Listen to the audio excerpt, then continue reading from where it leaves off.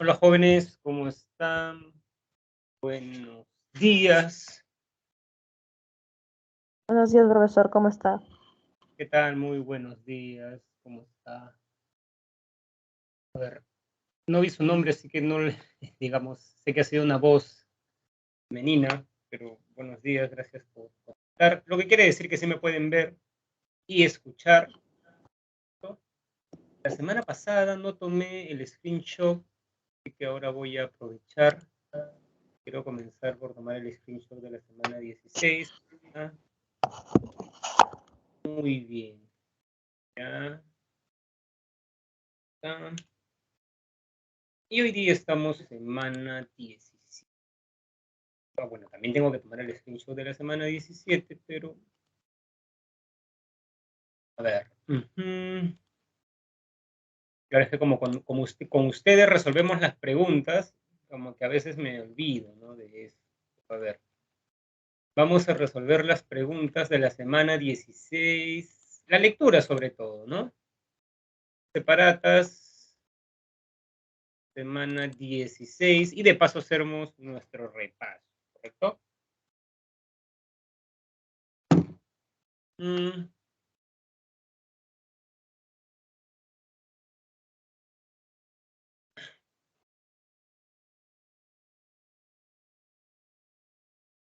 mm.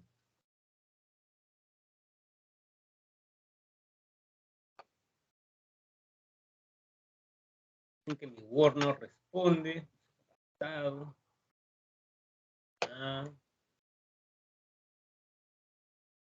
a ver, vamos a hacer una suerte de repaso. Buenos días, Alison. Buenos días, Kevin. O sea que yo tengo 3 alumnos en este salón. Tu compañera que me respondió por audio, Alison, Kevin. ¿Y dónde está Juan Pablo? También me acuerdo de Juan Pablo en este salón. A ver, jóvenes, concéntrense, por favor, jóvenes. Les pido encarecidamente que se concentren para que procesen los conocimientos que les estamos, en este caso en singular, que les estoy impartiendo. Buenos días, profesor. Buenos días, Cintia. ¿Cómo está? Buenos días, Juan Pablo. Entonces, vamos a hacer un repaso de lo que vimos la semana pasada. ¿Se está viendo lo que estoy proyectando, jóvenes?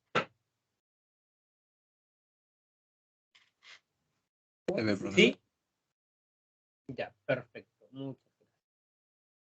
Apreciaciones del arte, el impresionismo, miren, a ver, buscan plasmar la realidad de la manera más fiel posible, ¿correcto? Y estudian el color y la luz. Creo que en el tercer examen del ciclo ordinario vino una pregunta sobre el movimiento que estudiaba el color y la luz, ¿correcto? Siempre hay palabras claves, ya saben, ¿no?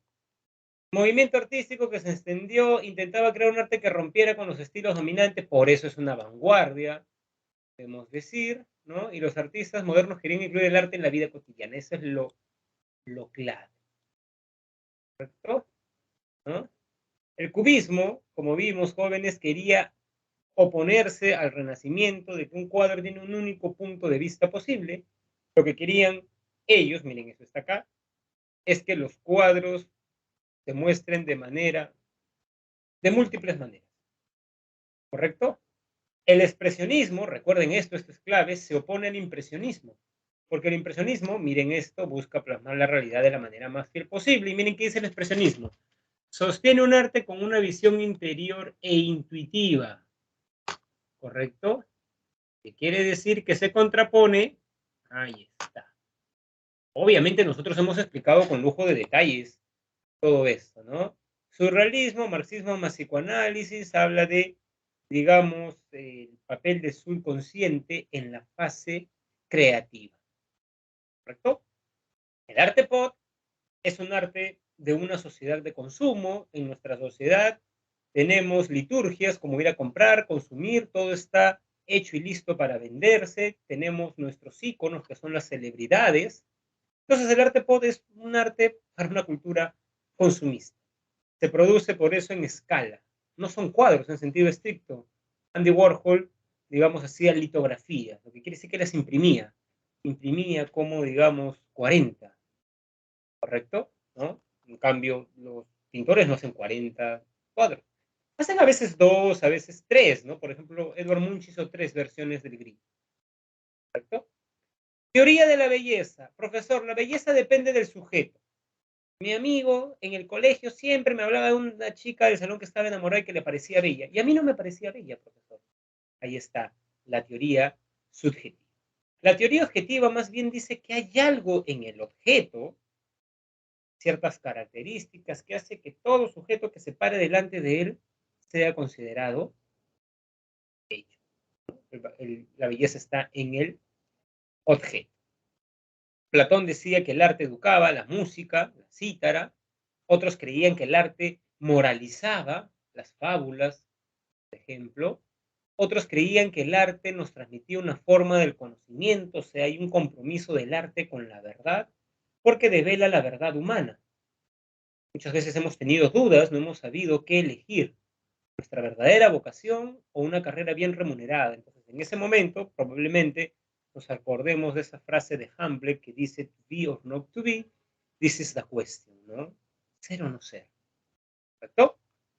El arte como crítica a la sociedad, también lo vemos con Adorno, ¿no? Digamos, señala que el arte debe abrirnos los ojos y hacernos ver los problemas sociales, ¿no? Y debe ser crítico y emancipador.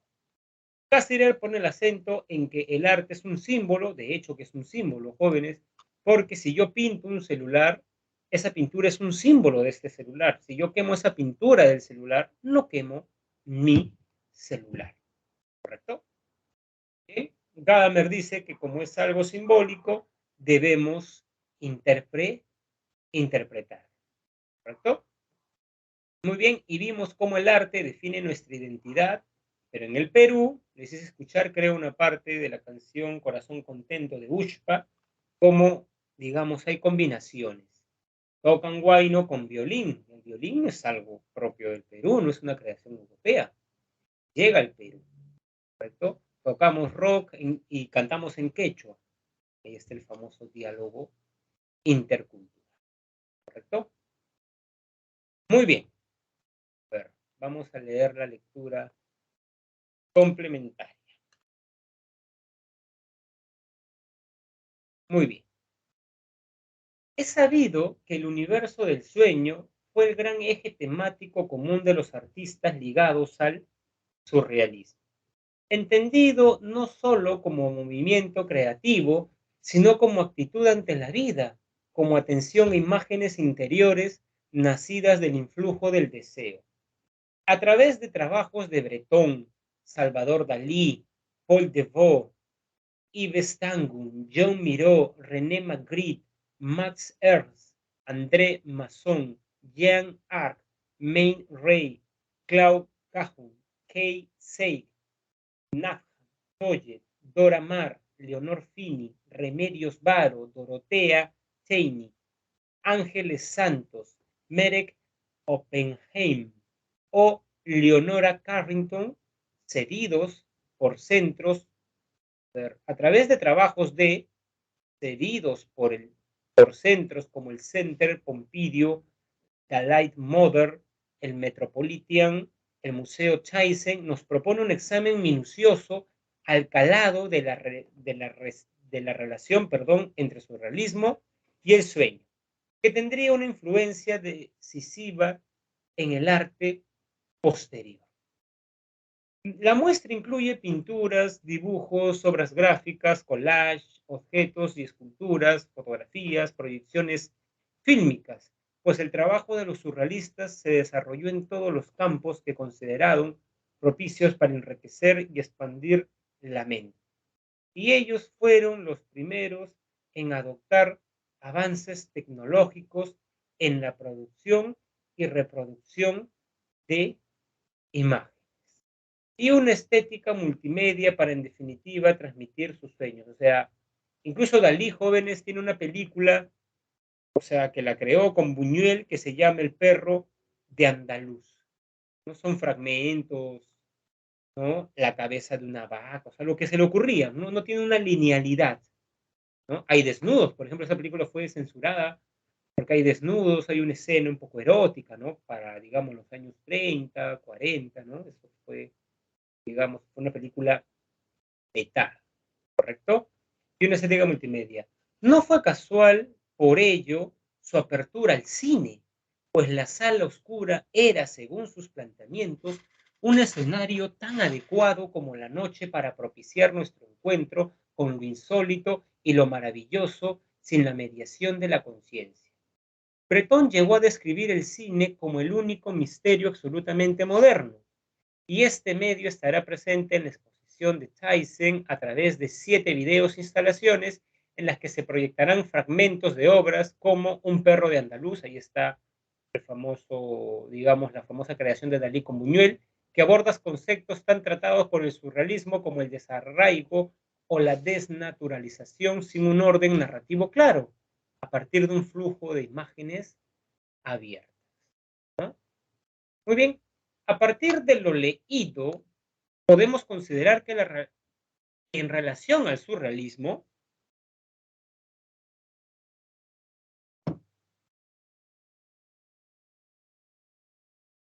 ¿cuál es su clave? Si la pueden decir mejor, que no estoy viendo el chat.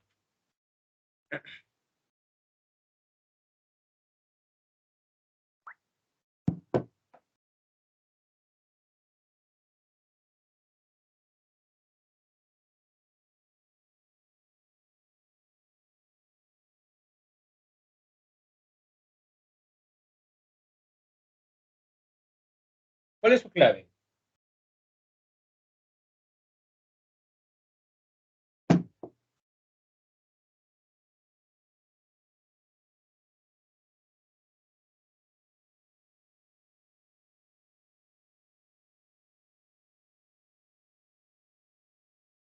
A ver, jóvenes, los voy a esperar.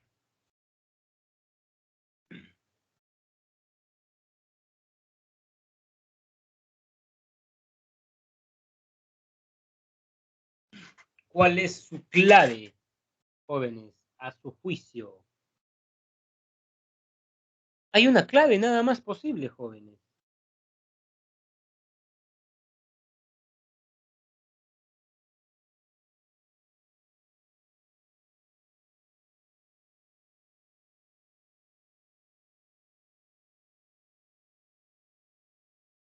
Jóvenes, toda la lectura apunta a algo.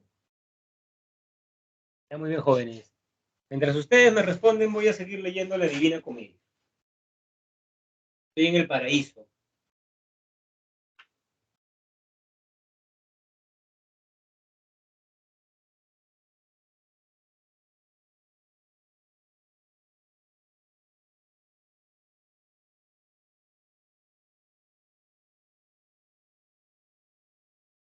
Nada, jóvenes.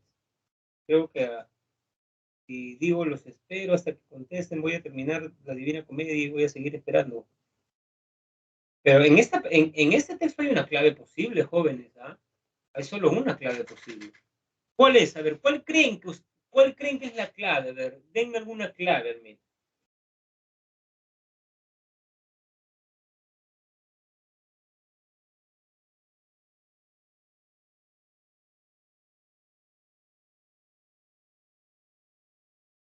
Ya. A ver, A, alguien me dice B, fueron los primeros en adoptar imágenes lejos de una vía moral. Eso es cierto, pero se deduce del texto. Se desarrollaron investigaciones. ¿Qué les parece la D? ¿Qué es el mundo ónrico?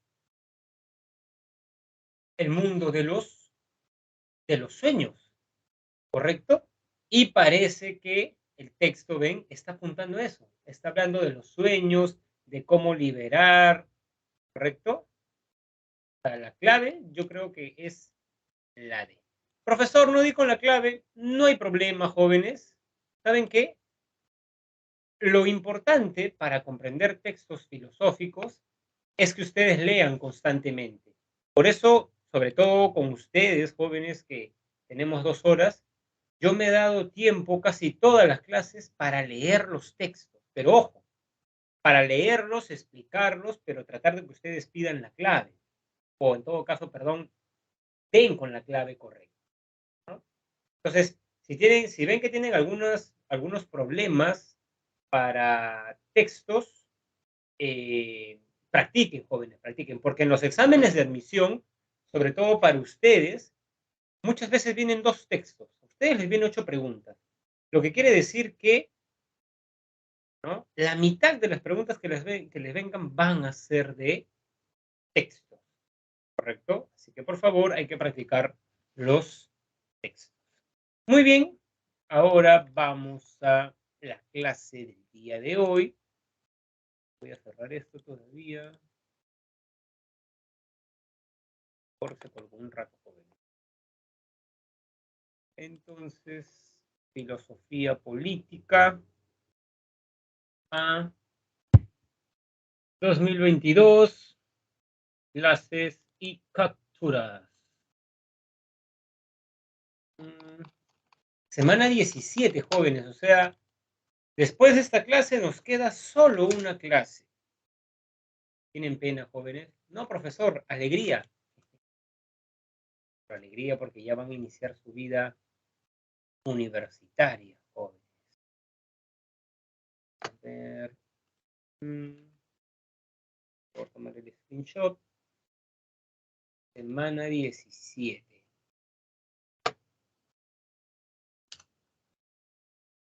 Muy bien. Hoy día vamos a ver a la filosofía política. Primero, por favor, me confirman si se puede ver lo que estoy proyectando, jóvenes.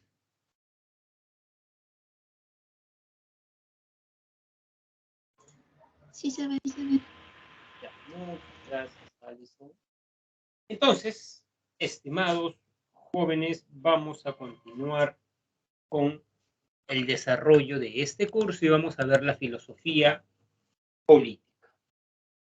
Considero que en este caso, digamos, es más sencillo que ustedes sepan qué es la filosofía política porque pueden decir reflexionar filosóficamente, recuerden la primera clase, reflexión totalizadora, radical, racional, crítica y problemática sobre los conceptos políticos, ¿correcto? Sobre los conceptos políticos.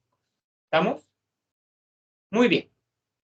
Sin embargo, ya una definición un poco más acabada de filosofía política es la disciplina filosófica que estudia el origen y las formas que organizan el poder político. El poder político. Por ejemplo, jóvenes, a ver, acá les he puesto, estas son creaciones mías, no son PPTs, digamos. ¿Qué es el poder político? A ver, les pregunto.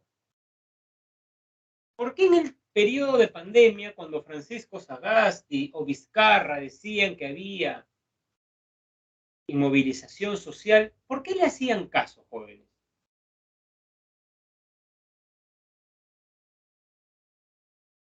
Porque era el presidente. Ya, porque era el presidente, así es, Malú, porque era el presidente, podemos decir, y porque tiene poder. Las autoridades políticas tienen poder, poder de decisión, ¿correcto? Pero, ¿qué es el poder político? Veamos. El poder político, jóvenes, es el derecho de dar órdenes a otras personas y castigarlas cuando desobedezcan. La pregunta que le hago a todos es, si todos somos iguales, como vimos hace 2 semanas en Ética 2, un valor ético fundamental de la democracia es la igualdad, todos en este salón somos iguales, si yo soy igual al señor Sagasti, al señor Vizcarra, ¿correcto? ¿Por qué él debería darme órdenes? Y peor aún, si no hago caso, castigarme. ¿Por qué? Porque son autoridades políticas. ¿Eso qué quiere decir? Que nosotros le hemos cedido nuestro poder, ¿correcto? A ellos nosotros les hemos cedido, digamos, el poder. Estamos en una democracia, demos, pueblo, Kratos, gobierno. El gobierno del pueblo. Entonces nosotros elegimos nuestros representantes y les cedemos el poder. ¿Correcto? Muy bien, muy bien, muy bien. ¿No? ¿Quién debe tener un poder así? Jóvenes, ¿siempre el poder se entendió de esa manera? Por ejemplo, ustedes llevan un curso de historia. ¿A los reyes los elegía el pueblo?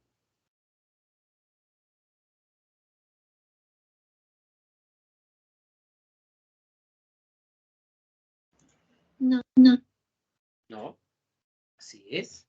A los reyes no los elegía el pueblo.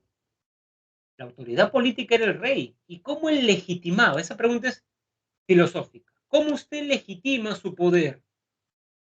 El rey, por ejemplo, la legitimaba en la voluntad de Dios. Esa es la famosa teoría del derecho divino. Este es el primer rey ajusticiado.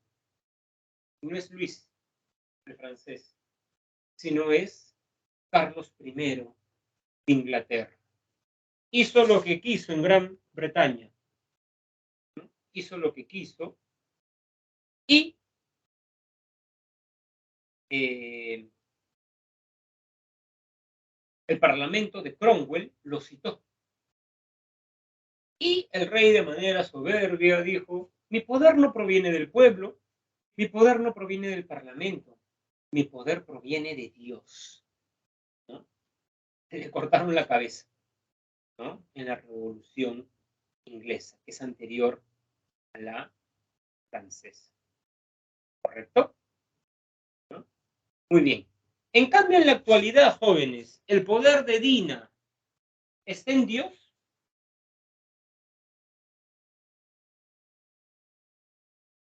En la autoridad, en la actualidad, nuestras autoridades, ¿en qué fundamentan su poder? ¿Cuál es la legitimidad de su poder?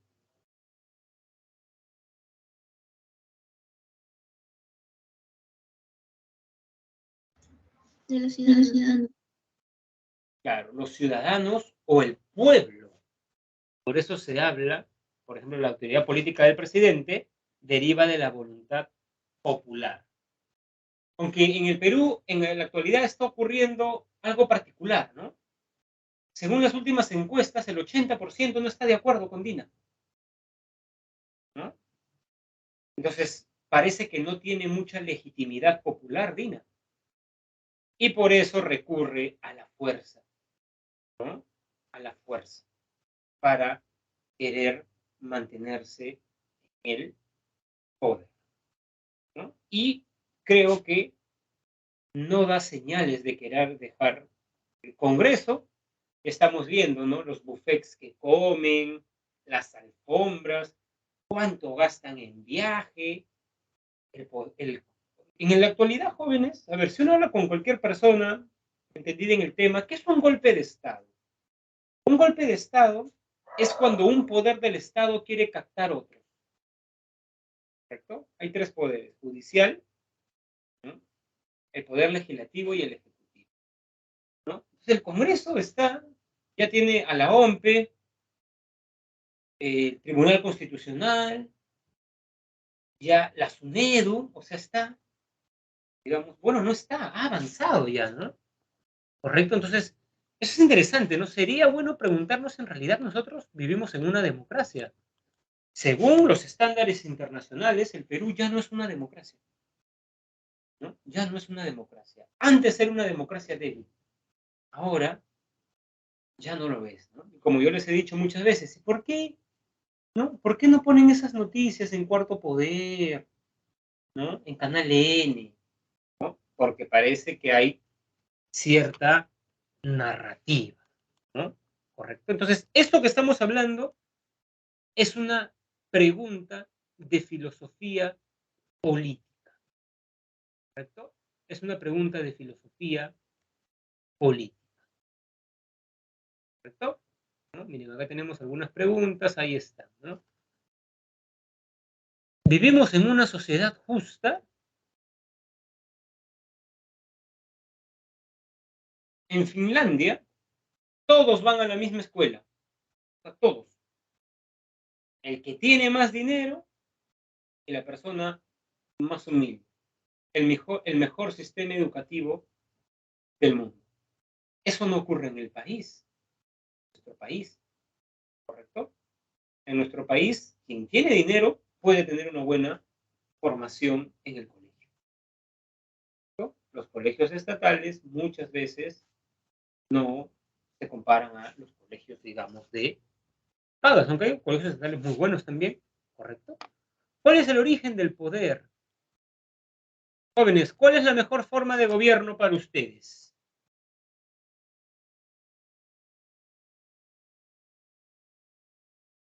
A su juicio, ¿cuál es la mejor forma de gobierno, jóvenes?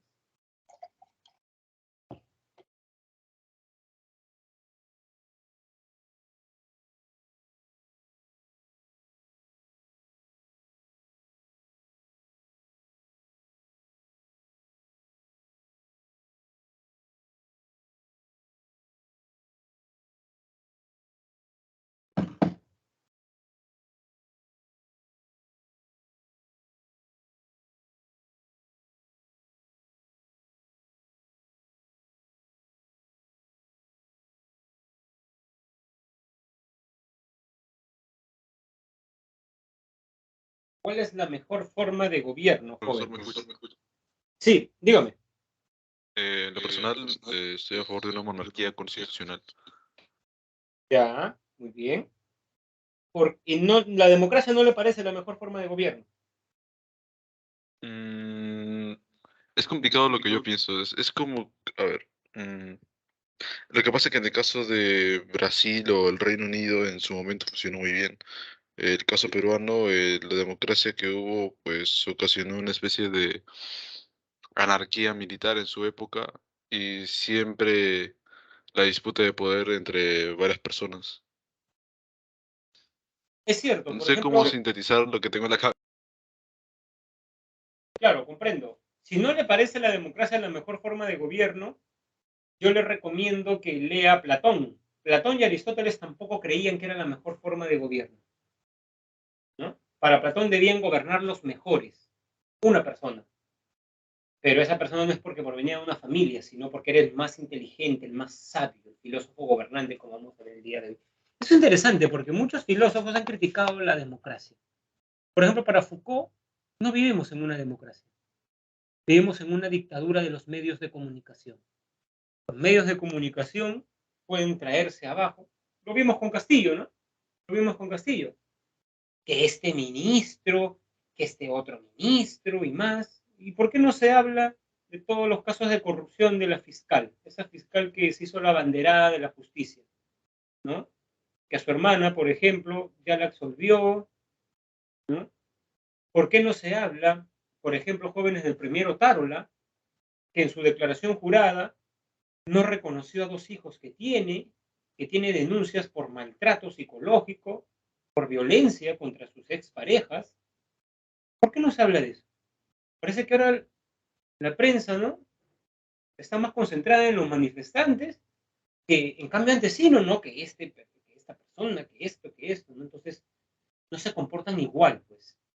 Entonces, los medios de comunicación en la actualidad tienen un poder tremendo, ¿no? Entonces, por eso para Foucault no vivimos en una democracia. ¿Cuáles son los objetivos del Estado? Algunos dicen, el Estado es la fuente de todos los males, abajo el Estado, los anarquistas. ¿Es posible? ¿No? ¿Cuáles son los alcances y límites de la libertad?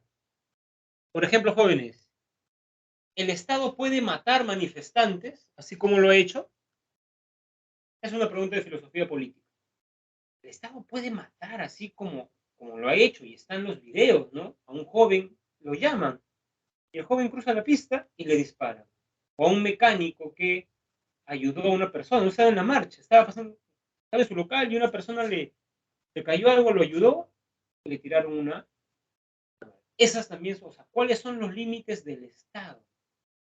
Porque el Estado, yo le doy legitimidad mientras salvaguarde mis derechos. Pero si el Estado va a atacar nuestros derechos, eso lo dicen hasta los liberales jóvenes, ¿no? Hobbes, Locke. En ese caso, uno puede practicar la desobediencia civil. Entonces, todas estas son preguntas de filosofía política, ¿correcto? Muy bien. La filosofía política, jóvenes, o a la filosofía política, le interesan los temas de la vida en común. Esta es la famosa diferencia que hacen los liberales entre esfera pública y esfera privada. Esfera privada, por ejemplo, es profesor. No sé si en Navidad poner o no un nacimiento. Es una pregunta que te atañe a ti, ¿no? A lo que pasa en tu casa. Profesor, no sé si poner una foto de Nietzsche en mi sala. Entonces, digamos, a ti te interesa.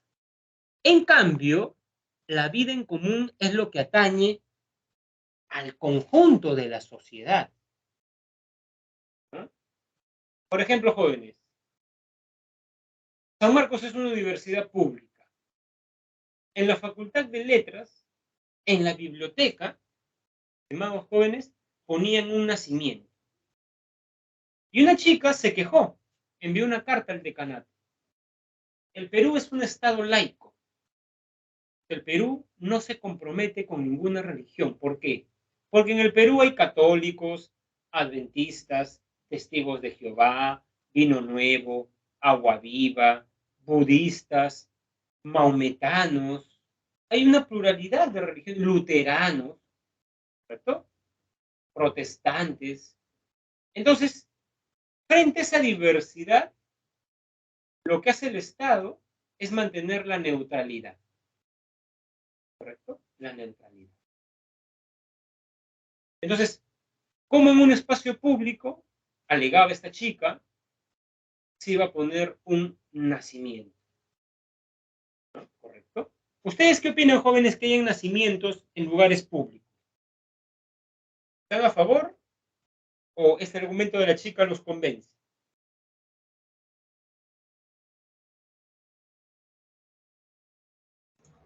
En contra. ¿Está en contra? Claro, lo que pasa, jóvenes, es que el Estado peruano dice ser liberal, pero no lo es. A ver, cuando ustedes van a salud, acá en Grau, en el Almenar, hay una salud. Dentro hay una capilla. ¿Por qué no hay una mezquita musulmana? ¿No? Entonces, el Estado peruano, ¿qué le enseñan en el colegio? Ese curso deben cambiarle de nombre. Ese curso no se llama religión. Religiones hay muchas. Ese curso se llama catequesis.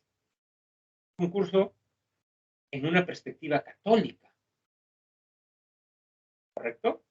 Entonces, el Estado peruano dice ser liberal, pero no lo es. ¿A dónde va el 28 de julio? ¿No? Al Te Deum, a la Catedral de Lima. Más el Estado le paga un monto a la Iglesia Católica. ¿Correcto? Muy bien. Entonces, esa es una pregunta de filosofía política. ¿Debemos poner un nacimiento en una biblioteca pública? Si quieres ponerlo en tu casa, eso no le interesa a la filosofía política. O sea, lo que yo haga en mi casa, ese no es problema. O sea, pero la cuestión es en la vida en común, lo que atañe a la mayoría. ¿Correcto? ¿No? Yo, si quiero, puedo fumar cigarro en mi casa. ¿Correcto? ¿No? Pero ya, pues, fumarlo, digamos, en una municipalidad, no puedo. ¿Correcto? No, pero eso es injusto. Por ejemplo, en otros países, en los restaurantes hay un lugar para fumadores, ¿no? Claro, por los que fuman, van ahí, fuman sus cigarros. Pero acá en el Perú, por ejemplo, no, pues, ¿no? Eso, ¿se dan cuenta? Esto le interesa a la filosofía política. ¿Correcto?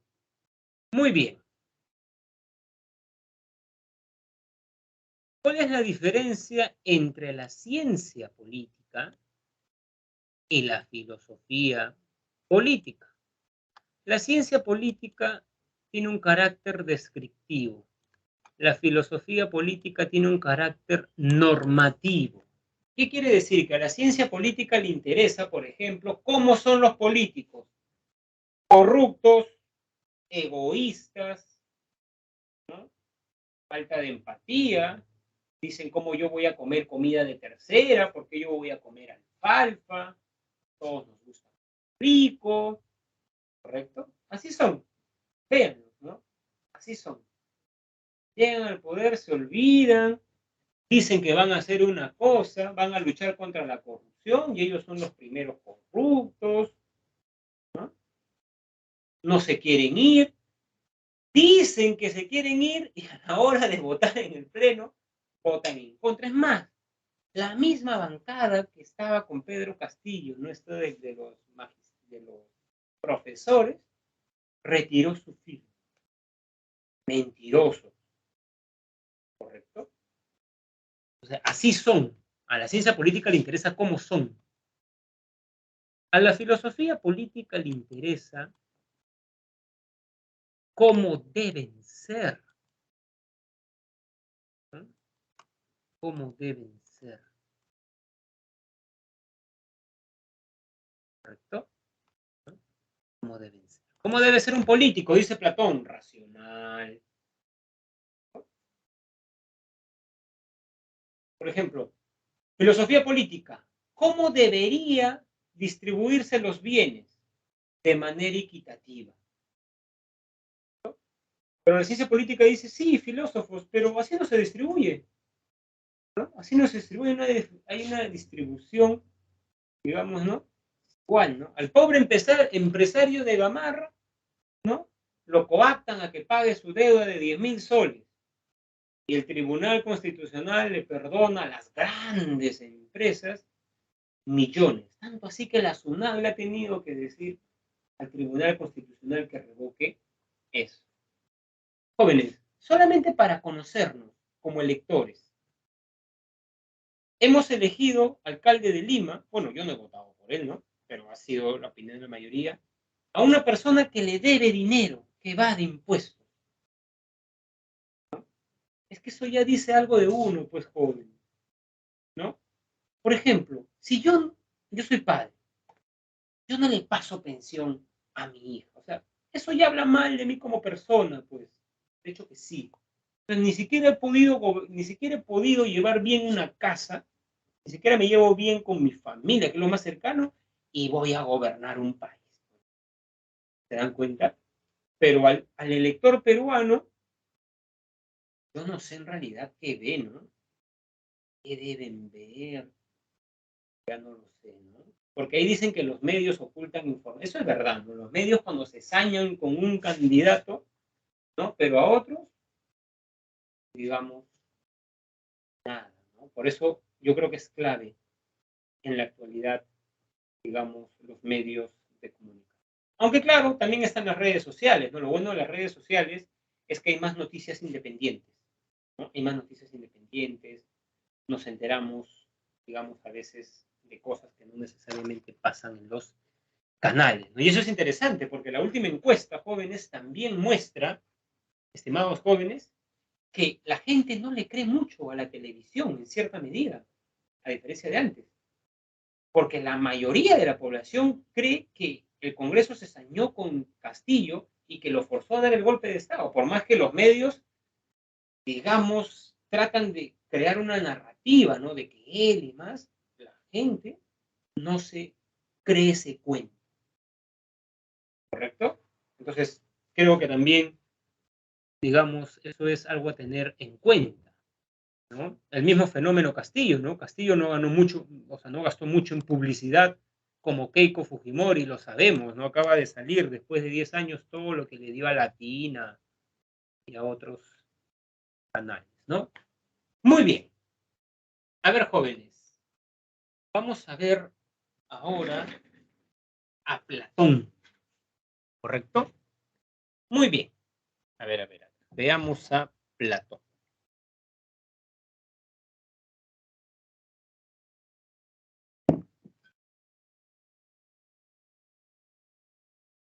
Platón decía, jóvenes, recordarán ustedes, que el alma tenía 3 partes. ¿Cuáles eran las 3 partes del alma, jóvenes? Para Platón, a ver, los ayudo. Alma racional. ¿Cuál era la otra parte del alma? No vale ver, a ver, por memoria. Irascible. Muy bien, irascible. ¿Qué más? Bien, alma irascible. Y la última era el alma apetitiva. ¿Correcto? El alma apetitiva. Para Platón, la sociedad también tiene un alma, jóvenes. Y por ejemplo, ¿no?, los artesanos tienen, o sea, a ver, este es el alma individual, pero la sociedad tiene un alma también. La parte apetitiva es el pueblo para Platón. Para Platón el pueblo cambia mucho. Les voy a contar un ejemplo. En las elecciones del 2016, el candidato de Acción Popular, Alfredo Barnechea, comenzó a subir en las encuestas. Terminó tercero incluso, ¿ah? O sea, detrás de PPK y Keiko, ¿no? ¿Por qué? Porque él decía que iba a renegociar los contratos de gas. Y lo explicaba muy bien, además. Lo estaba subiendo. Pero viajó a Huancayo, bueno, dicen Junín, ¿no? Yo supongo que estuvo en Huancayo, y una persona se sacó un gorro que tenía vernáculo del hogar y se lo puso en la cabeza. Y Barnechea agarró el gorro, se lo quitó y se lo devolvió en la cabeza. Y la gente dijo, ¿cómo va a ser eso? Este personaje soberbio y más. Pero digamos, la gota que derramó el vaso fue cuando él es de Ica. Viajó a Ica y una señora le ofrece chicharrones. Y se ve en el video que él agarra la mano de la señora y se la baja. La señora le ofrece y él se la baja. Y la señora pone su cara así, se sintió un poco despreciada, ¿no? Y, ¿no?, los medios comenzaron a, bueno, Barnechea es caucásico, ojos verdes, comenzaron a llamarlo el Lord, ¿no?, que es racista, que es clasista, ¿no? Y, como le digo, no llegó, porque con esa tendencia parece que iba a llegar primero, pero quedó tercero. Barnechea dijo en una entrevista, a mí no me van a elegir por comer o no chicharrones. Quieren votar por mí, lean mi plan de gobierno. Pero ven, la gente vio algo como eso y dijo, no, ya no vamos a votar por él. Claro, yo creo que acá a Barnechea le faltó tacto político, ¿no? El Perú es un país racista. Entonces, que los ciudadanos peruanos vean eso, estás tocando una fibra muy sensible, ¿no? Entonces, eso es Barnechea y no pasó. Por eso, digamos, jóvenes, Platón no creía, o sea, que el alma irascible era el pueblo. Por eso Platón no creía en la democracia. Platón no creía en la democracia. El alma irascible, los guerreros. Los guerreros son irascibles para defender al país de una invasión, pensemos, ecuatoriana, boliviana o chilena. ¿Correcto? ¿No? Son irascibles. Pero, o sea, ¿cuál es el fin del pueblo? Producir bienes y servicios. O sea, alguien tiene que producir, alguien tiene que sembrar, sí, pues, pero el pueblo no debe gobernar. O sea, para Platón, cada parte, cada sector de la sociedad debe cumplir una función, producir. El guerrero tiene una función, sí, defender a la ciudad de una posible invasión, pero gobernar no. ¿Qué diría Platón de los gobiernos militares que hemos tenido? Diría, esa no es la función de un militar, ¿correcto? Y quienes representan la parte, estimados jóvenes, racional son los filósofos. Para Platón, en el alma individual debía gobernar la razón, ¿correcto? Para Platón, en el alma racional debía gobernar la razón. sea, en el alma social también debe gobernar la razón. Por eso, para Platón, debe gobernar los filósofos. Teoría del filósofo gobernante. ¿Correcto? Entonces, jóvenes, para que vean esta crítica de Platón a la democracia, ¿no? Les voy a proyectar un video pequeñito. Hay un canal de filosofía, jóvenes, muy bueno, que se llama The School of Life. Está bueno, está subtitulado al castellano, ¿no? Pero, ¿no? Ya, muy bien. Miren.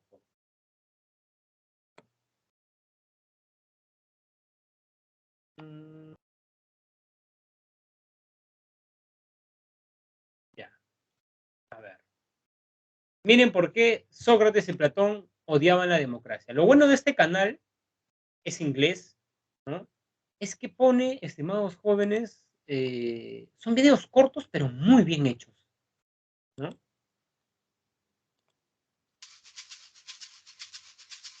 ¿Están viendo lo que estoy proyectando, jóvenes? ¿Me confirman, por favor?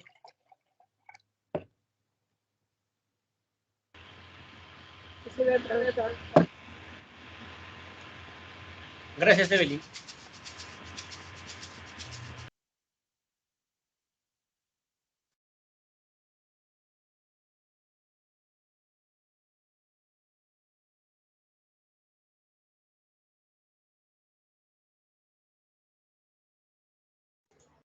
Profesor, su micro. Gracias, Alison. Les estaba diciendo que se dan cuenta que el video está muy bien hecho. Un video pequeño, pero muy bien hecho. Muy bien hecho, ¿no? Claro, si estamos en un barco, por ejemplo, y pensemos que Alison y su compañera Gabriela tienen conocimientos de navegación, ¿a quién dejaríamos que gobierne el barco? Dice Sócrates y Platón.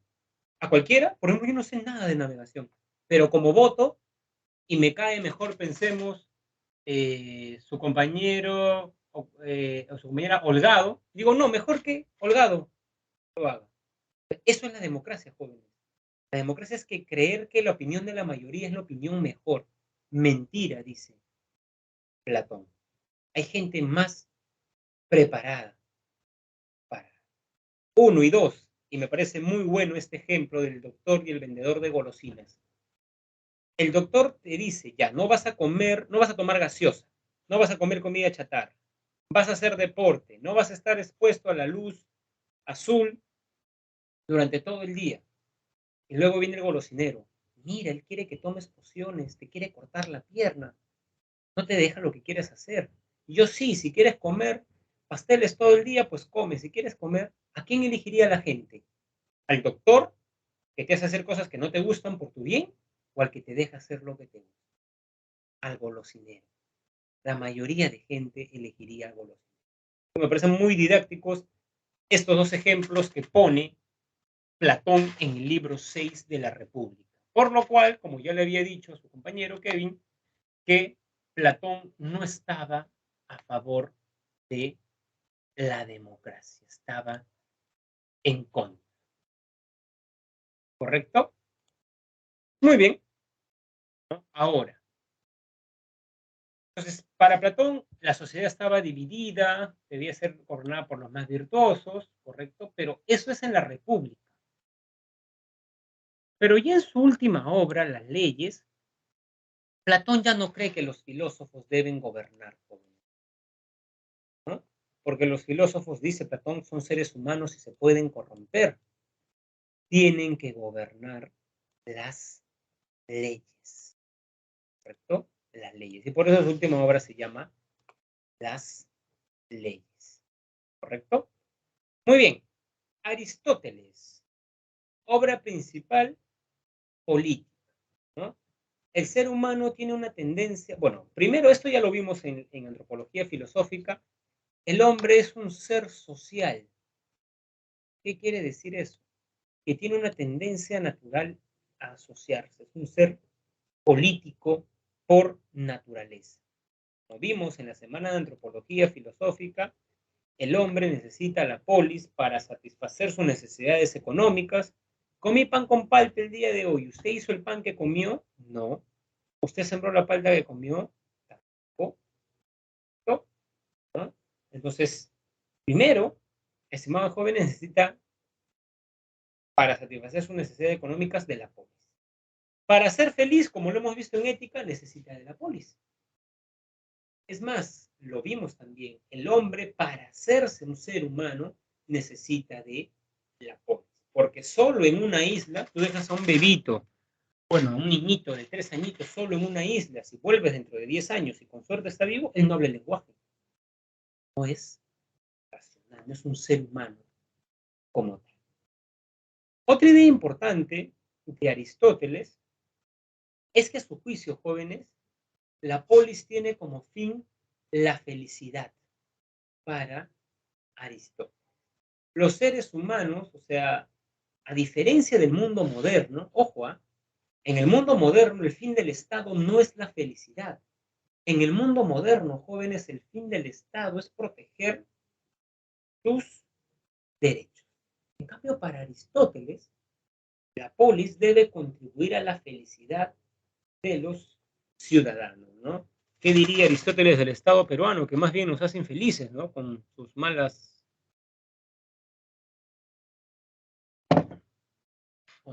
decisiones, ¿no? ¿No? Aristóteles también, por ejemplo, habla de las formas de gobierno, ¿no? Habla, por ejemplo, de la monarquía, de la tiranía, de la aristocracia, pero para Aristóteles, un buen gobierno es cuando se respetan las leyes, ¿correcto? Aristóteles está a favor de un régimen mixto entre democracia y aristocracia. Como decía el video también, los griegos le temían a la demagogia. La demagogia era un régimen democrático pero corrompido, donde la mayoría, digamos, tomaba decisiones que afectaban o a la mayoría o a la minoría. ¿Correcto? Ahora, una idea polémica para nosotros, ciudadanos del siglo XX de Aristóteles, es que Aristóteles, estimados jóvenes, defendía que no todos los hombres eran iguales, ¿no? O sea, Aristóteles defiende las jerarquías.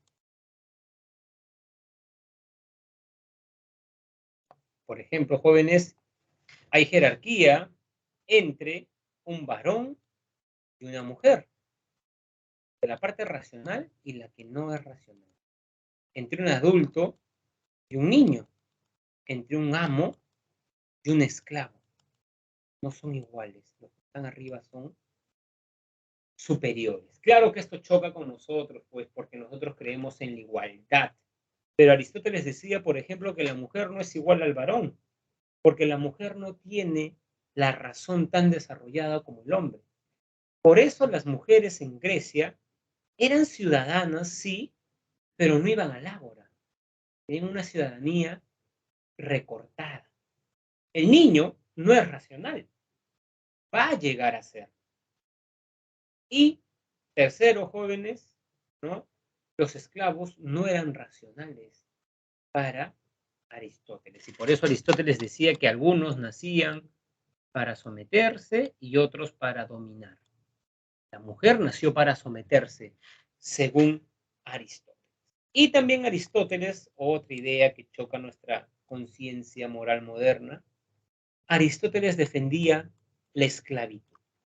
A ver, jóvenes, recordemos, estimados jóvenes, la primera clase, condiciones del surgimiento de la filosofía, ausencia de libro sagrado, 1, intercambio comercial, intercambio cultural, inestabilidad de las polis, lo político, la democracia, y finalmente también vimos, jóvenes, el cuarto factor, el socioeconómico, la esclavitud. Para Aristóteles, como están viendo, ¿no? La esclavitud era necesaria, porque la polis necesita personas que vayan al ágora. La polis, la democracia, necesita que se vaya al ágora a tomar decisiones. Y para que el ciudadano tenga tiempo para leer, para ir al ágora, necesita justamente tiempo libre.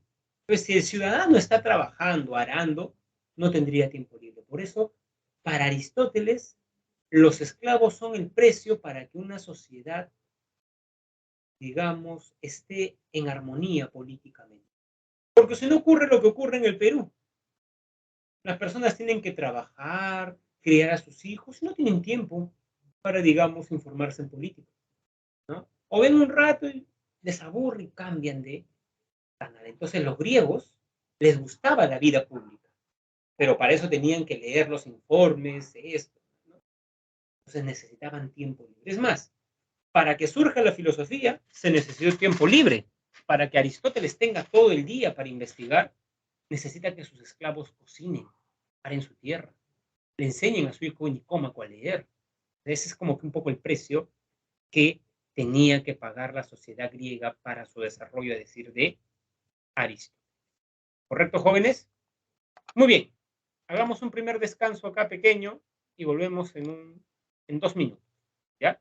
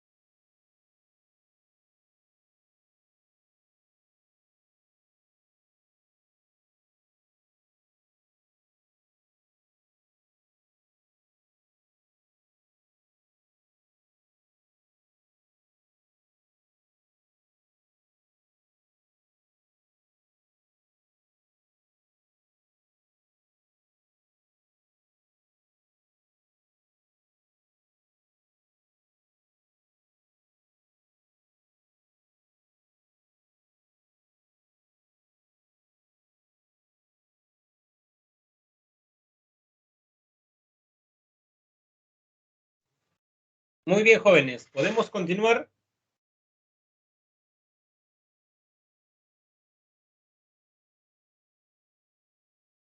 Sí, profesor. Muy bien. Entonces seguimos con Maquiavelo. Maquiavelo, que como van a ver el día de hoy, no es tan maquiavélico como se cree. ¿Correcto? Vamos a ver y explicar por qué ocurre eso.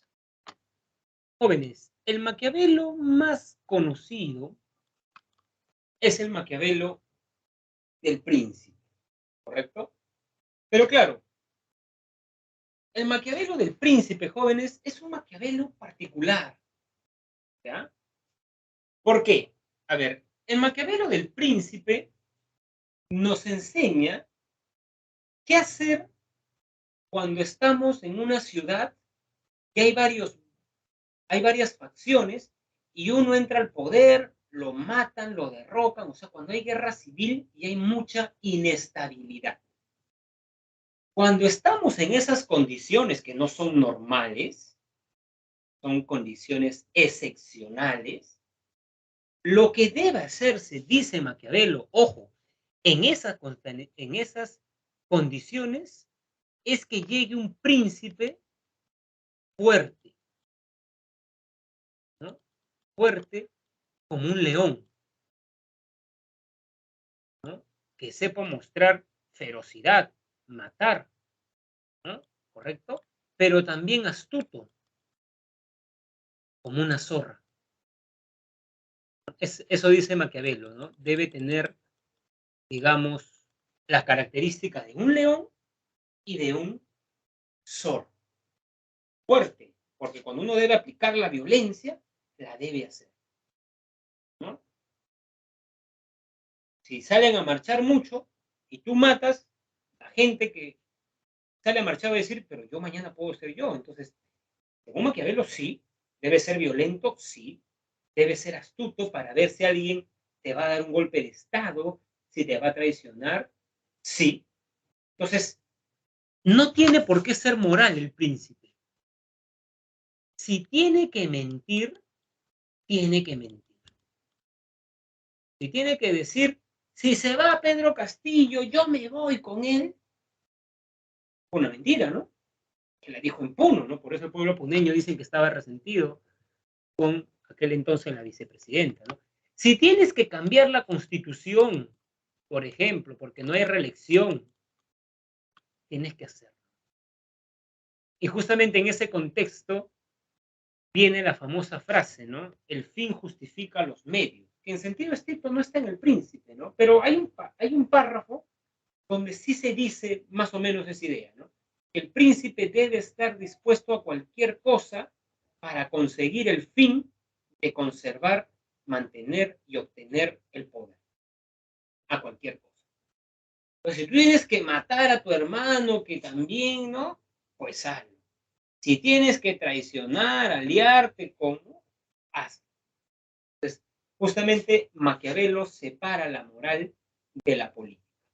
Una cosa es ser una buena persona, ¿no? Tienes que tener valores. Y otra cosa es ser un político eficiente. Él habla de la eficiencia en política, ¿correcto? Tanto así, pues, que en la actualidad se habla de que eres maquiavélico, ¿no? A ver, ¿a qué se refiere eso, jóvenes, cuando una persona dice, eres maquiavélico? Yo he escuchado, ¿no? ¿Qué quiere decir? ¿Es bueno o malo?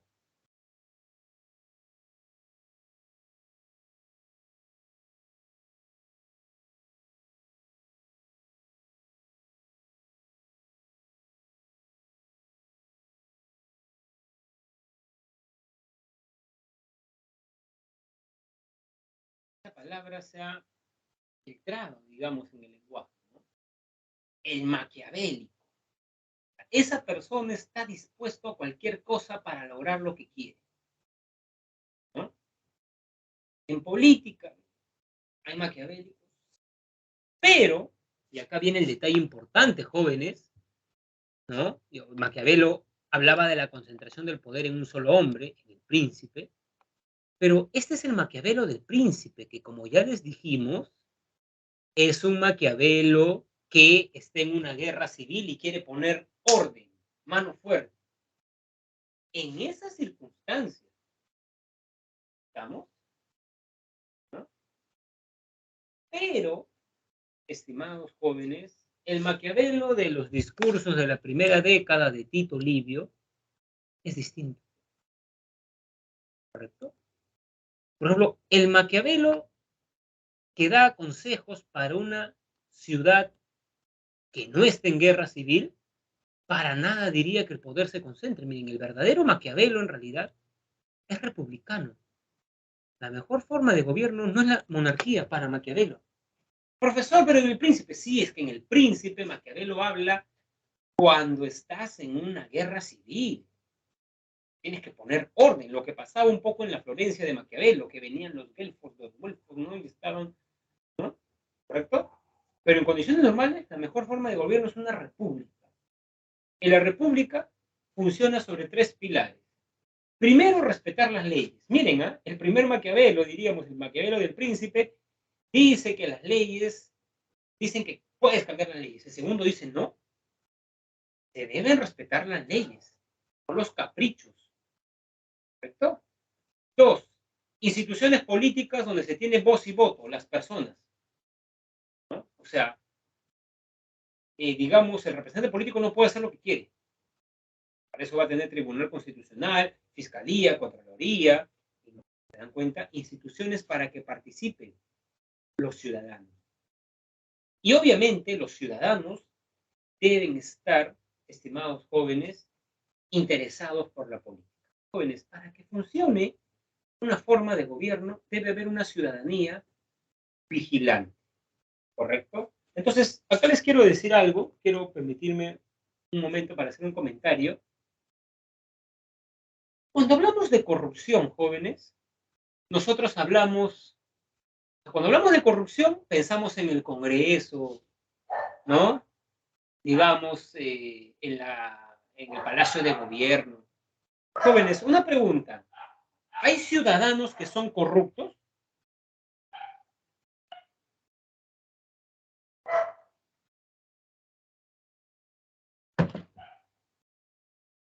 Un alumno que copie en un examen no es corrupto. Un chofer que soborna a un policía no es corrupto.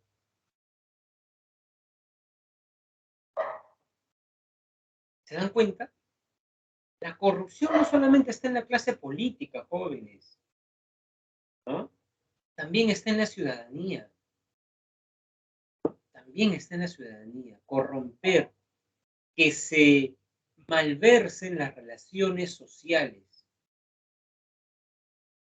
¿no? Entonces, yo veo que cuando hablamos de corrupción, sí, que la clase política, pero hay que mirar también a la ciudadanía. Jóvenes, ¿somos buenos ciudadanos? ¿No? ¿Somos buenos ciudadanos? Eso uno lo ve desde que está en San Marcos, ¿no? Representante estudiantil, va a la asamblea, dicen ya, tienes que estar en contra de esta propuesta del rector porque no beneficia. Va y vota por lo que dice el rector. Entonces, miren, desde esos pequeños grupos ya, digamos, uno se da cuenta, pues, ¿no? Entonces, yo digo eso porque a veces somos buenos para criticar, ¿no? Sí, pero nosotros, o sea, somos coherentes en nuestra vida, ¿no? Somos coherentes. Confucio decía, ¿no? Si tú quieres ver cómo es una persona, dale poder. Dale poder, un poco de poder. Entonces, digamos, jóvenes, ¿no? No solamente hay una parte de la sociedad, hay una parte de los ciudadanos. Bien, importante. ¿Correcto? Un ciudadano que le dan 50 soles para que vaya a marchar ya pues es un corrupto. No está yendo por convicción. Entonces, los republicanos también hablan de eso, de la participación ciudadana. Bueno, pero en la actualidad yo creo que hay más bien una corrupción de la ciudadanía, porque la ciudadanía, en vez de estar pensando en el bien común, está pensando también en sus intereses particulares. A mí qué me importa, yo trabajo esto, ¿no? O sea, hay ciudadanos individualistas, como lo vamos a ver la siguiente clase. Muy bien. Vayamos a Hobbes. Primero, para Hobbes, jóvenes, los individuos humanos se definen por impulsos egoístas que guían inexorablemente a la voluntad humana. Pregunta, jóvenes, ¿ustedes creen que el hombre es bueno o malo por naturaleza? O sea, ¿ustedes le creen a Hobbes que el hombre es egoísta por naturaleza? Quiero escuchar o leer a uno de ustedes.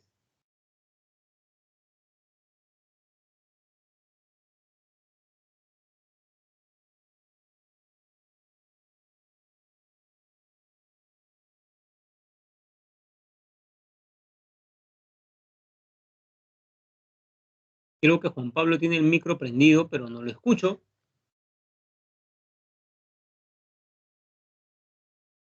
¿El hombre es egoísta por naturaleza, jóvenes? Sí, dice Juan Pablo.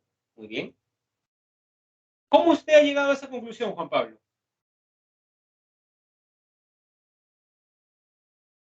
¿O quién dijo sí? Profesor, ¿me escucha? Sí, lo escucho, Juan Pablo. ¿Está hablando sobre el príncipe?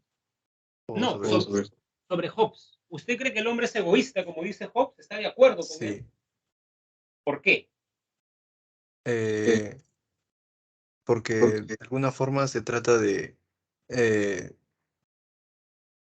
hacer que el hombre siga unas buenas...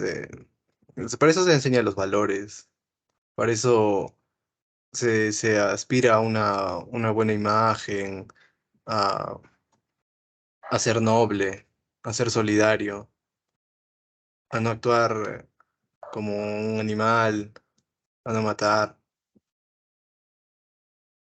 O sea, justamente se enseña porque no somos así. Claro, se Claro, porque trata si de fuéramos evitar. así, ¿para qué le enseñarías, no? ¿Correcto? Claro, ¿No? Por ejemplo, Hobbes dice algo interesante, señor Juan Pablo, ¿no? Hobbes dice, para esos que creen que el hombre es bueno por naturaleza, ¿por qué la puerta de su casa tiene una chapa? ¿Por qué guardan su dinero en el banco? ¿Por qué cuando salen en bicicleta llevan una cadena? Porque tú sabes que el otro te va a querer robar. Es egoísta, va a querer aprovecharse. ¿Correcto? Entonces, para Hobbes, nuestra misma forma de comportarnos en la sociedad muestra que creemos que el otro es egoísta. Ahora, esto es fundamental. En el estado de naturaleza, antes que haya estado, el hombre era egoísta. Entonces era una guerra de todos contra todos. La gente se robaba, se mataban entre ellos, habían violaciones, era un caos total. Imagínense que no haya policía de tránsito, que no haya policía, que no haya sistema judicial. O sea, era, digamos, la ley del más fuerte, ¿correcto? Y por eso Hobbes dice que había una amenaza permanente de morir, ¿correcto? Había una amenaza permanente. La gente vivía en un estrés tremendo y no vivían más de 30 años, creo que dice Hobbes. Entonces, todos deciden de manera voluntaria trasladar su poder al Estado, ¿no? O sea, todos dicen, bueno, vamos a respetar la vida. Yo voy a respetar la vida de los otros y van a respetar mi vida. O sea, los individuos, producto de un contrato, fundan la sociedad o el Estado. Eso es lo que los futuros abogados de ese salón van a leer en derecho constitucional. Ese es el contractualismo. ¿Cómo surge el Estado?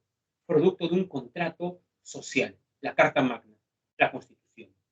Entonces, los individuos buscaban protección de su vida, de su integridad y de su propiedad privada. Buscan protección de esos derechos, pero a la vez, por coherencia, yo digo, protege mi vida, pero por coherencia o, digamos, prometo obedecer la ley y respetar la vida del otro, pues no voy a decir, sí, protejan mi vida, pero yo mato. No, pues, no es sensato, ¿cierto? ¿No?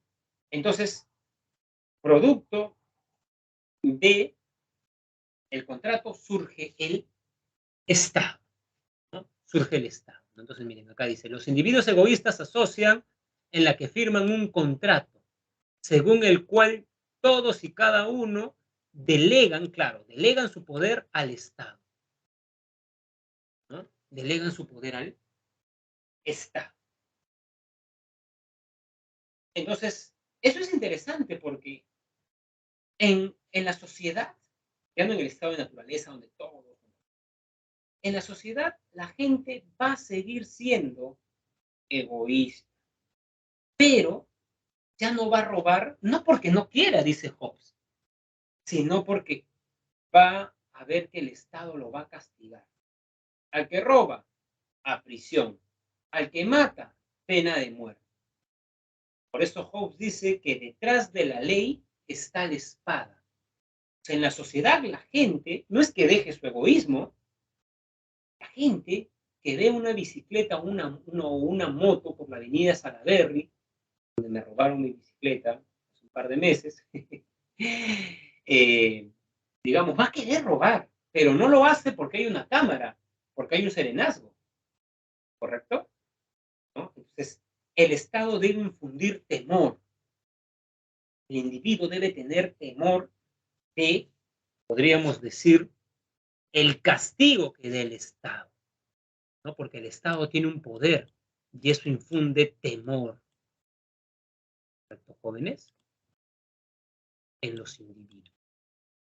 El fin del Estado es proteger la paz y asegurar la vida de los súbditos, ¿correcto? O sea, las personas que estuvieron en el estado de naturaleza se dan cuenta, pues, que estando en el estado, su vida se protege más, o sea, están mejor, ¿no?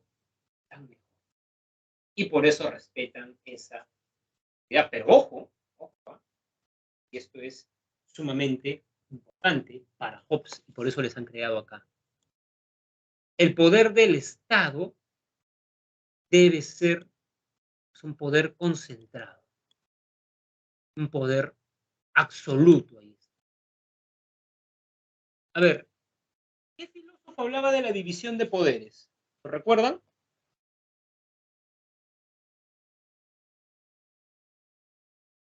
Ah,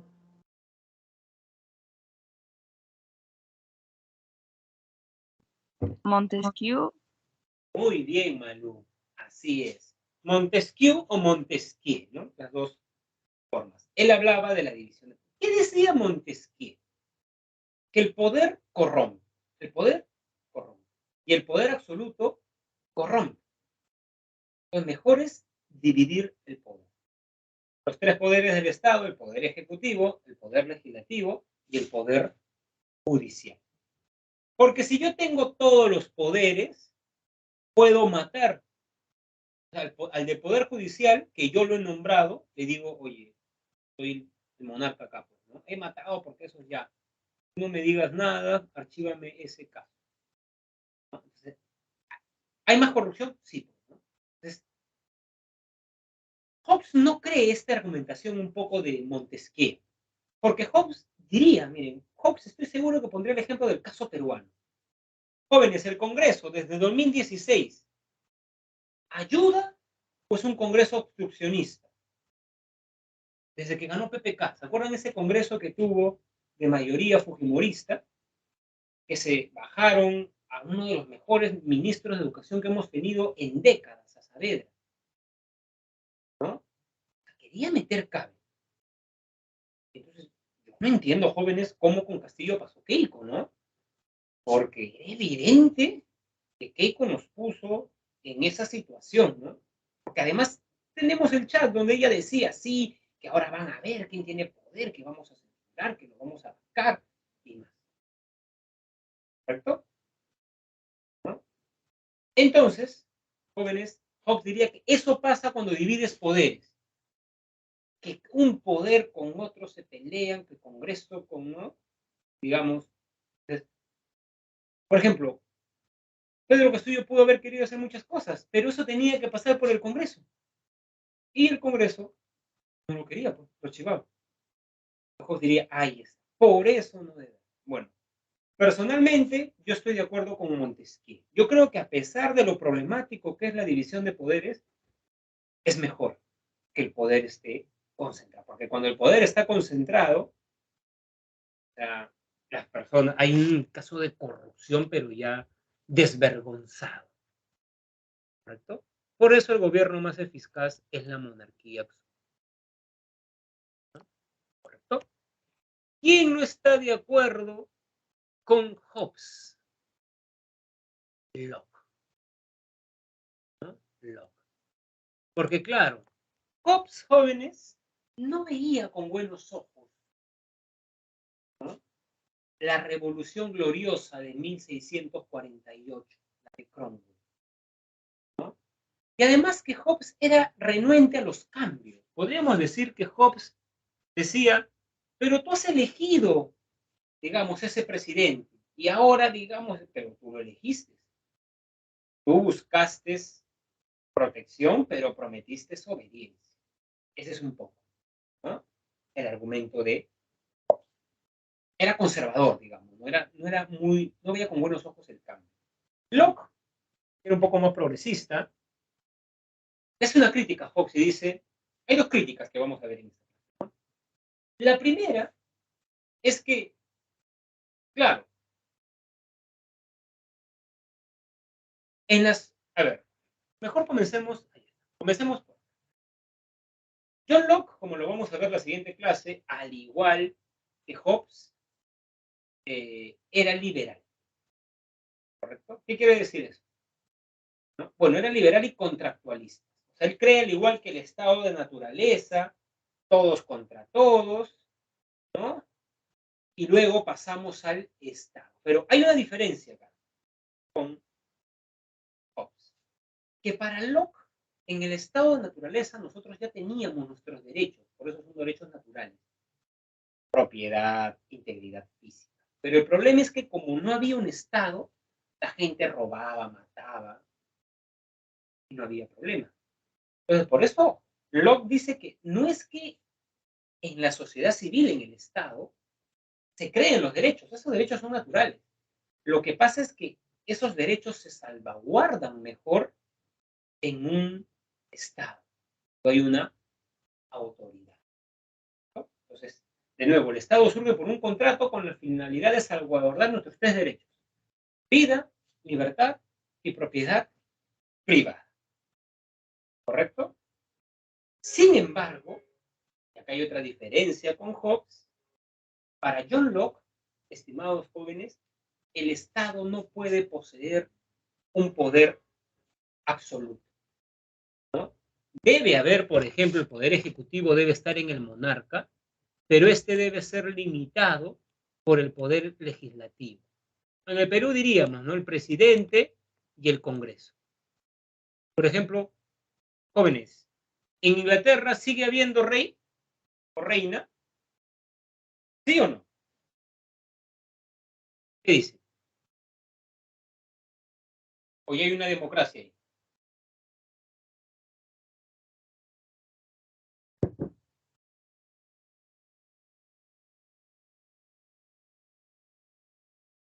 En Inglaterra, Hobbes es de Inglaterra. ¿Eligen al presidente o hay reina?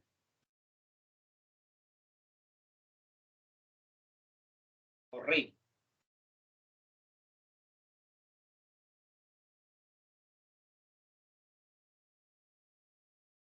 Sí, hay rey. Hay rey, ¿no? ¿Correcto? Pero eso no quiere decir que el rey tenga un poder absoluto. Hay un poder legislativo, un parlamento, ¿no? Y por eso dicen los ingleses, el rey reina, pero no gobierna, o sea, no hace todo lo que él cree. Entonces, para Locke, el poder del monarca debe ser limitado por el poder legislativo. ¿Y el poder legislativo quiénes son? Representantes de la ciudadanía. Claro, yo no voy a estar pues, cuando el rey quiere hacer algo, pero elijo un representante para que defienda mi.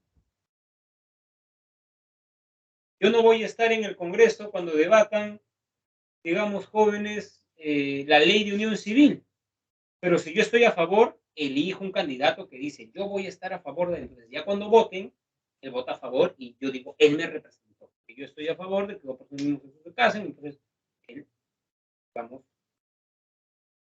¿correcto? ¿No? Muy bien. Ahora, esto es interesante. Claro, Hobbes no veía con buenos ojos, les estaba diciendo, los cambios, y John Locke dice, en la sociedad civil, cada individuo renuncia a ser juez e intérprete de sus derechos. Está claro. Cuando yo elijo un parlamentario, un congresista, yo no voy a discutir ya qué leyes apruebo o no en el Congreso. Yo renuncio a ser juez e intérprete de la Constitución, sí, pues porque yo he cedido ese poder a los congresistas que elegí, ¿correcto? Pero eso no quiere decir, el que yo delegue mi poder a un congresista, no quiere decir que yo renuncie a mis derechos. Por el contrario, yo elijo a los congresistas y al presidente si resguardan muy bien mis derechos. Pero si yo veo que la clase política saca leyes, mata personas en marchas, yo puedo rebelarme. John Locke dice que sí. Si el Estado atenta contra tus derechos, tú te puedes rebelar y desobedecer las leyes. Por eso digo que Hobbes es más renuente al cambio. John Locke no. John Locke dice, cuidado, Hobbes. Yo renuncio a estar en el Congreso, no he cedido mi poder, pero no renuncio a mis derechos. ¿Estamos? Muy bien, ¿no? El Estado no debe entrometerse en las formas de vida. Claro, yo soy libre. Si yo en mi casa quiero vivir con 2 convivientes, es mi problema. Claro, si yo golpeo a una mujer en mi casa y ella llama a la policía, claro que me van a detener, porque yo estoy transgrediendo un derecho fundamental, la integridad física. Pero si yo creo en Dios, o sea, el Estado no debe entrometerse en la forma de vida. Si yo creo en Dios, si tengo una foto de Nietzsche, si tengo un nacimiento, ese es mi problema. Recuerden que para Locke el Estado es neutral. Y miren qué dice abajo. Locke limita la religión al ámbito privado. Claro, para Locke el Estado no puede poner un crucifijo, ¿no?, en un aula, porque el aula es pública y van personas de diferentes religiones. ¿Correcto? Muy bien. Continuemos, estimados jóvenes, con Rousseau.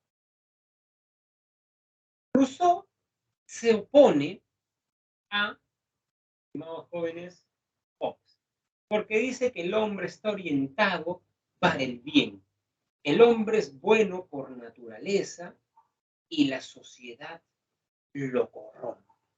¿Correcto? Muy bien. Esta idea, jóvenes, de Rousseau tiene, digamos, 2 orígenes. La primera, que era una idea, es una lección que sacaron muchos historiadores o intelectuales. ¿Por qué? En el tiempo de Rousseau, los ingleses habían llegado a los Estados Unidos.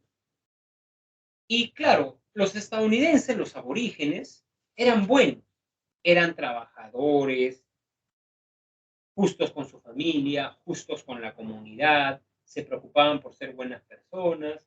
Pero después de 30 años de contacto con los europeos, ellos comenzaron a pedir, digamos, armas de fuego, comenzaron a pedir espejos, se comenzaron a preocupar por su apariencia. Entonces, la lección que sacan muchos, o uno de ellos, es que esas personas, los americanos, antes de ser descubiertos por los europeos, eran buenos, eran bondadosos. Cuando llegan los europeos, ya comienzan a preocuparse por el oro. El hombre es bueno y la sociedad europea lo corrompe. Es una cuestión también de Europa-América, podría decir. 1. 2.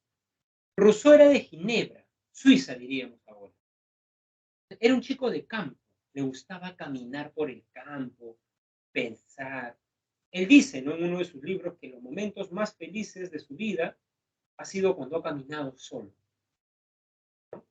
Pero de pronto Rousseau llega a París, ¿correcto? ¿No?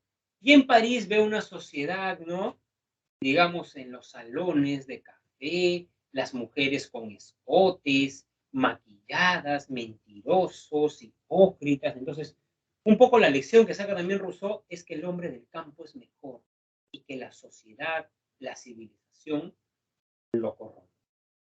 ¿Correcto? Entonces, es interesante porque, miren, la antropología filosófica se relaciona con la filosofía política. Claro, como Hobbes piensa que el hombre es malo por naturaleza, necesita un Estado fuerte que le infunda miedo. No hagas el mal porque te invito a la cárcel. Pero en cambio, en el caso de Rousseau, como Rousseau piensa que el hombre es bueno por naturaleza, que los seres humanos que son buenos pueden llegar a acuerdos y llegar a un contrato social. O sea, Rousseau le da el poder a los seres humanos, porque ellos son buenos por naturaleza. O sea, no necesita un Estado como el de Hobbes, como un monstruo que te va a castigar. No, porque el hombre es bueno. Entonces, dense cuenta del simple hecho de cómo entiendas al hombre, se deduce la política que tú vas a... Si yo creo que el hombre es bueno por naturaleza, diría, no pongan cámaras en Lima, ¿para qué? Si el hombre es bueno por naturaleza. Pero si creo que es malo, oye, pon cámaras, ¿ya? Para ver a los que roban, ¿no? A los violadores. Es malo, rapaz. ¿Te das cuenta? Entonces, Rousseau tenía otra idea y por eso Rousseau creía que simplemente el papel del Estado es hacer cumplir ese contrato que hacen todas las personas. Por eso Rousseau estaría a favor de una asamblea constituyente. Porque claro, o sea, las leyes deben beneficiar a la población. Pero si las leyes no benefician a la población, o sea, ¿por qué tenemos que permanecer con una constitución que tiene leyes que más privilegian a los empresarios que a los trabajadores? ¿Correcto? ¿No? O que dice, por ejemplo, que los recursos naturales pertenecen al Estado cuando están en el subsuelo. Pero si una empresa saca ese recurso, ya no le pertenece. ¿No? Pero que en qué parte del mundo pasa eso, ¿no? El Perú es uno de los pocos lugares donde pasa ello. Pero las leyes deben, estimados jóvenes, expresar la voluntad general. ¿No? Yo no sé qué tanto miedo hay que haya un referéndum, ¿no? ¿Acaso se está diciendo, se le está preguntando a la población, ¿no? ¿Quiere seguir con la misma constitución? No se está diciendo que se va a cambiar. Entonces, ¿por qué esa gente que es demócrata no cree? O sea, no dicen que defienden la democracia, ¿no? ¿Qué democracia defenderán, no? Porque referéndum es una vía democrática, ¿correcto? ¿No? Entonces, propone, mire, otra vez, al igual que Maquiavelo, propone un Estado republicano, donde las leyes estará a cargo de la totalidad del pueblo. No, pues, no, o sea, digamos, ¿qué se les va a preguntar a ellos? Es que el pueblo no sabe, dicen los congresistas. Claro que no sabe, se nota porque lo he elegido a ellos, ¿no? Entonces, no sé, un poco contradictorias esas declaraciones. Rousseau creía, miren, al igual que Maquiavelo, era republicano, hablaba de la participación ciudadana. Los ciudadanos tienen que participar, tienen que interesarse por política, ¿no? Hablaba de una educación cívica, que las personas aprendan a amar al país y que lo defiendan. Jóvenes, ¿ustedes aman al Perú?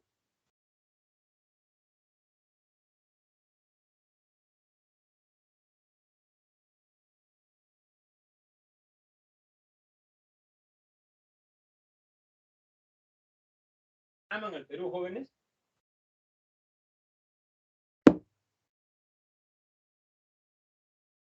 Porque a ustedes les han enseñado cívica, ¿no? Del colegio. ¿Aman al Perú?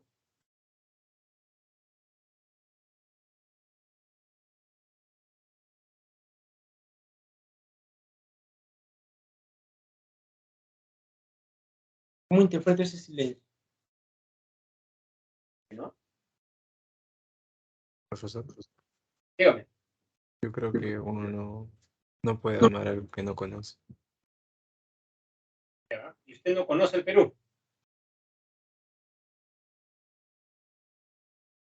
Es interesante, Aún ¿no? no lo conozco como la forma que debería para aceptarlo como tal. Claro, pues no es que Lima no es el Perú, ¿no? A pesar de que en Lima hay asentamientos humanos y más, ¿no? Por ejemplo, hay niños en provincia que caminan 3 horas para llegar a su colegio. Miren, imagínense, ¿no, jóvenes? Entonces, por ejemplo, educación cívica, como usted dice, historia, ¿no? De las culturas, los incas, ¿no? Digamos, saber defender al Perú, ¿no? Hay una parte bonita de la Ilíada donde Andrómaca le dice a Héctor que no se enfrente a los griegos. Y Héctor le dice, yo amo a mi familia, te amo a ti, Andrómaca, le dice Héctor. Pero amo también a Troya. Y es mi deber defender. O sea, Héctor amaba a Troya. Troya era príncipe también de Troya, ¿no? Entonces, digamos, eso debe cumplir la educación cívica.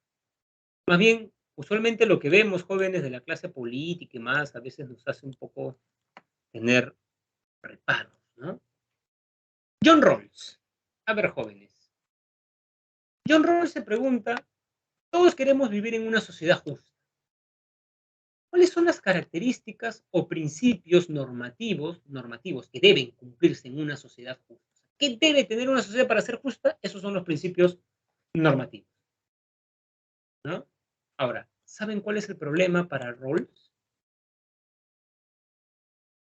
Como individuos con intereses particulares pueden escoger reglas que beneficien a todos y no solo sus intereses. Es decir, jóvenes, yo le puedo decir a un alumno de los presentes, estimado alumno, ¿cómo hacemos para que una sociedad sea más justa? Y el alumno puede decir, la sociedad está bien como está, profesor. Yo estudié en un colegio privado. Yo le diría, ¿usted iba a un colegio público? No, profesor, yo estudié en un colegio privado. ¿Usted iba a su colegio en transporte público? No, profesor, mi papá me llevaba en su camioneta. ¿Usted iba a salud? No, profesor, yo voy a una clínica. Entonces, claro, ¿cómo personas que tienen un lugar privilegiado en la sociedad podrían pensar en principios que beneficien a todos? Entonces, en ese punto, John Rawls tiene una idea muy buena. La idea del velo de ignorancia. ¿Qué es el velo de ignorancia?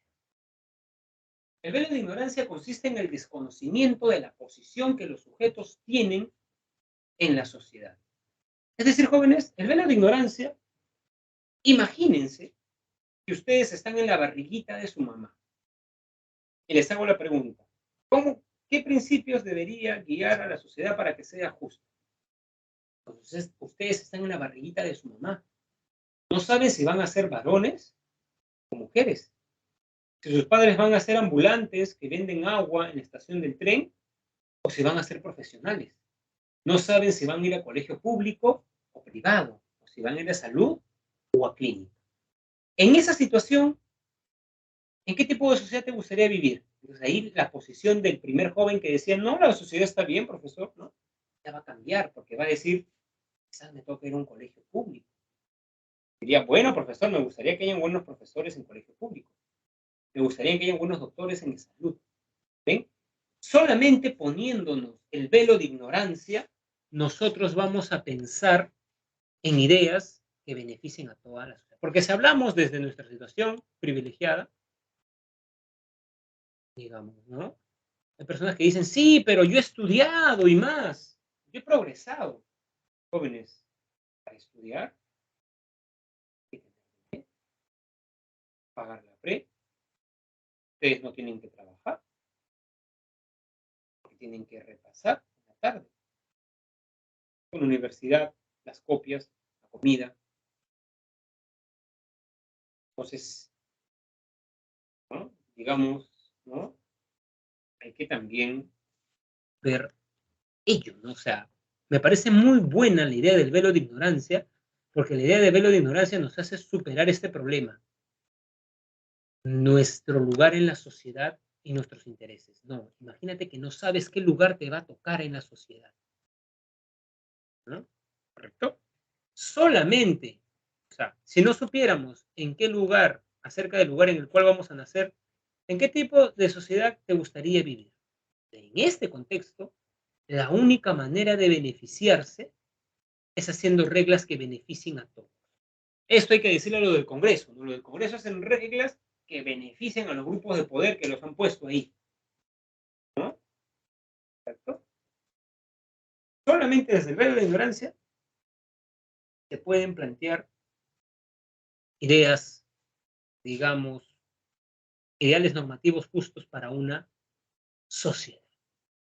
El primero es el principio de igualdad. Toda persona debe tener derecho igual a los demás. ¿Correcto? Pero ¿qué pasa si hay desigualdades económicas?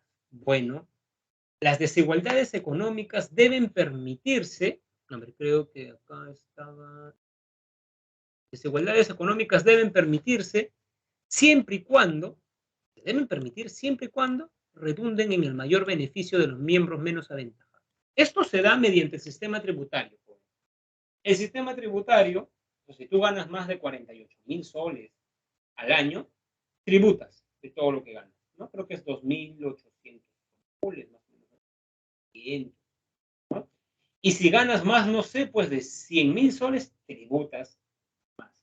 Pero mi amigo que gana 36.000 soles al año, no le pasa eso, ¿no?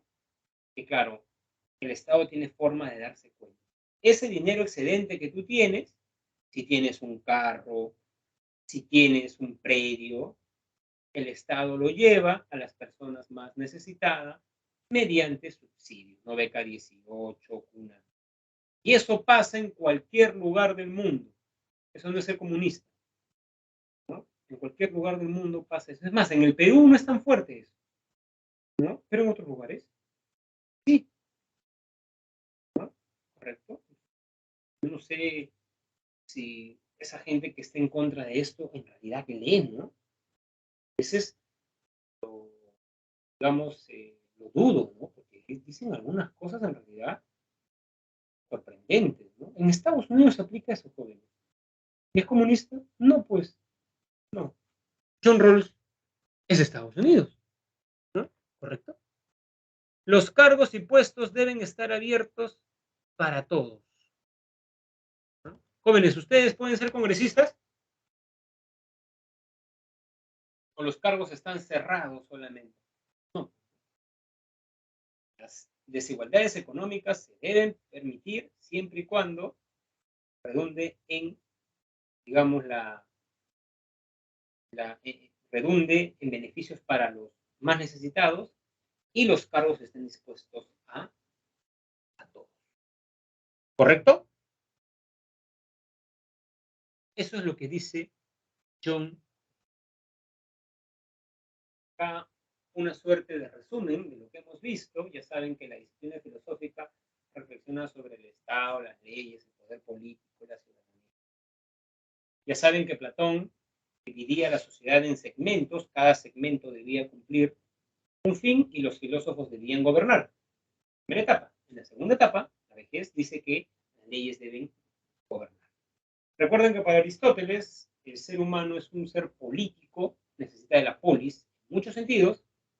El objetivo de la comunidad es que seamos felices, ¿no? Para él. Porque para Hobbes, Locke, Rawls, el fin de la comunidad es salvaguardar nuestros derechos. Ahí hay un cambio, ¿no? Y Aristóteles creía en las jerarquías. Ya saben, como les había dicho el día de hoy, que Maquiavelo no es tan maquiavélico, que habla de estar dispuesto a hacer muchas cosas cuando estamos en una guerra, una inestabilidad. Pero en condiciones normales, ¿no? Digamos, él es republicano. Las leyes evitan la tiranía, instituciones y participación política, ¿no? Ya saben que Hobbes se opone a Rousseau. Para Hobbes el hombre es rapaz y egoísta por naturaleza, para Rousseau es bueno. Justamente como tienen ideas distintas del hombre, tienen propuestas políticas distintas. Para Hobbes el Estado debe infundir miedo, ¿no? Y debe castigar para disuadir que las personas se dejen llevar por su egoísmo. En cambio, Rousseau pone en las manos del pueblo la elaboración de las leyes y el Estado simplemente debe velar por ello. Hobbes también, ya saben, que defendía que el poder debe estar concentrado. Locke más bien creía que no debe estar concentrado, sino que el pueblo debe tener parlamento para limitar el poder, digamos, del rey, ¿no? Y Rawls, el concepto básico es la justicia, vamos a llegar a una sociedad justa cuando no veamos cuando no tomemos decisiones basado en nuestro lugar privilegiado o desde nuestra perspectiva, sino pensando que no sabemos. Muy claro, yo podría decir, ¿no? Porque también hay gente que dice eso, ¿ah? Ay, pero ¿por qué el Estado me cobra tributos? Yo tengo que estar pagando a esos pobres, ¿no? Que esto, que lo otro. Claro, porque tú estás en un lugar privilegiado. Pero si tú vivirías en un asentamiento humano, creo que pensarías de otra manera. Esta situación le evita el velo de ignorancia que dan los famosos dos principios. El principio de la igualdad y el principio de la diferencia. Muy bien, jóvenes, ¿alguna pregunta?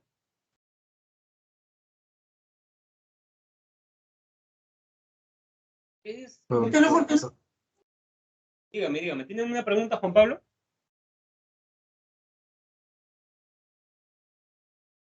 Pensaba que ustedes comenzaron siendo Todo bien, profesor. Ustedes comenzaron siendo, era mi salón más participativo, jóvenes. ¿Qué les pasó? ¿Qué nos ha pasado? Muy bien, jóvenes. Ya saben, repasen y nos vemos la siguiente semana para nuestra última clase. ¿Correcto? Muy bien, jóvenes. Nos vemos. Cuídense. Repasen. Hasta luego. Ya, profesor, cuídese. Pero, Hasta profesor. luego, Fernanda. Nos vemos con Pablo. Cuídate.